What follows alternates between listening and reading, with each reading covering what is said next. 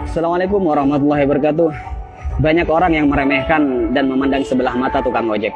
Tapi saya santai saja, karena hidup ini memang tidak pernah lepas dari komentar orang lain. Karena menurut saya, apapun pekerjaan dan profesi kita di dunia ini adalah mulia selama pekerjaan itu halal, dan termasuk sebagai tukang ojek. Menurut saya, ojek adalah pekerjaan yang membuat kita menjadi lebih tenang, santai, bebas, dan leluasa. Karena pekerjaan ini bisa mengatur waktu kita sendiri, dan bukan kita yang diatur-atur. Ada yang mengatakan hidupnya kurang beruntung karena jadi tukang ojek. Justru, menurut saya, jadi tukang ojek adalah keberuntungan yang luar biasa. Karena profesi ini mampu memanage waktu kita sendiri, terutama waktu untuk beribadah kepada Allah Subhanahu wa Ta'ala. Ketika menjelang waktu sholat, kita bisa mematikan aplikasi dulu untuk menjalankan kewajiban sholat tepat waktu dan bahkan berjamaah di masjid. Kalau pekerjaan yang lain, saya rasa belum tentu bisa. Tak mengapa kita dipandang hina oleh makhluk. Yang terpenting tidak hina menurut pandangan Allah Subhanahu wa Ta'ala. Intinya tak perlu mendengarkan apa kata orang selama profesi yang kita geluti tidak keluar dari yang namanya koridor syariat. Syukuri seperti apapun keadaan dan kondisi kita, dan jangan selalu membandingkan dengan hidup orang lain agar kita tidak menjadi orang yang kufur nikmat. Dan yang perlu diingat, apapun profesi kita tetap harus Allah yang dijadikan prioritas dan tujuan utama.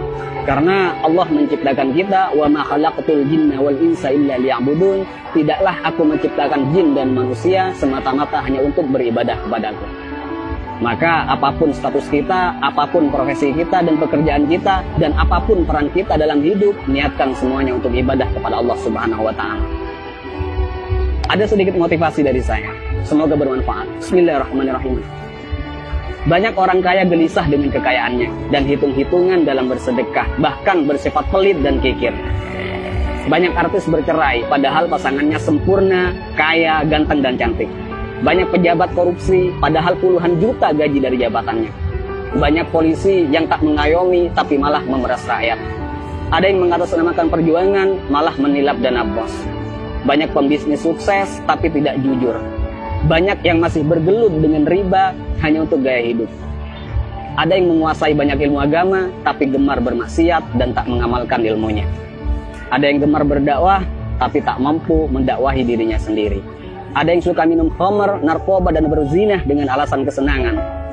Ada yang sudah berkeluarga dan bahkan punya anak merasa kurang tentram, seolah jauh dari kata sakinah, mawaddah, warahmah.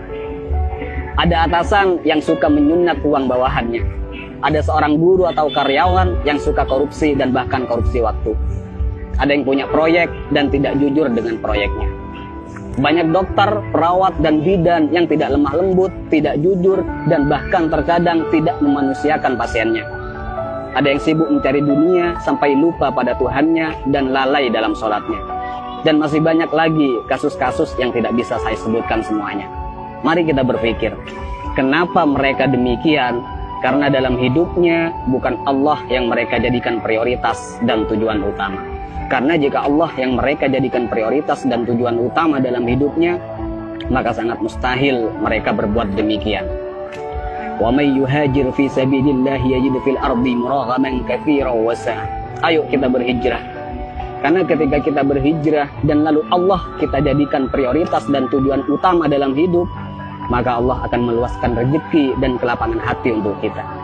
Dan ketika hati kita sudah lapang dan luas, maka sebanyak apapun persoalan yang kita hadapi dan sebesar apapun masalah yang menimpa kita, kita akan tetap tenang menyikapinya. Karena hati kita lebih lapang dan lebih luas dari masalah yang kita hadapi. Tapi jika dalam hidup bukan Allah yang kita jadikan tujuan utama, maka hati kita akan sempit. Jadi sebanyak apapun harta kita, setinggi apapun pangkat dan popularitas kita, semua malah tak akan henti menggelisahkan dan bahkan membingungkan. Karena hati yang sempit tak akan pernah merasa cukup dan bahkan akan menjadikan kita sebagai budak dunia yang tak akan pernah ada puasnya. Jadi sekali lagi buat teman-teman, tak usah malu apapun profesi dan pekerjaan kita. Selama itu halal, semua adalah pekerjaan yang mulia. Dan yang terpenting, apapun profesi kita, apapun pekerjaan kita, dan apapun peran kita dalam kehidupan, niatkan semuanya untuk ibadah dan jadikan Allah sebagai prioritas dan tujuan utama.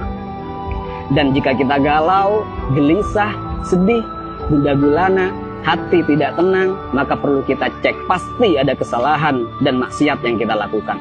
Dan sudah pasti kita meletakkan dunia di atas Tuhan. Dan juga saya pastikan hubungan kita dan Allah sudah tak lagi mesra. Jadi kesimpulannya, tolak ukur ketenangan dan kebahagiaan bukanlah kekayaan, bukan jabatan, dan bukan popularitas. Tapi tolak ukur ketenangan dan kebahagiaan adalah tergantung di mana letak Allah di hati kita. Assalamualaikum warahmatullahi wabarakatuh.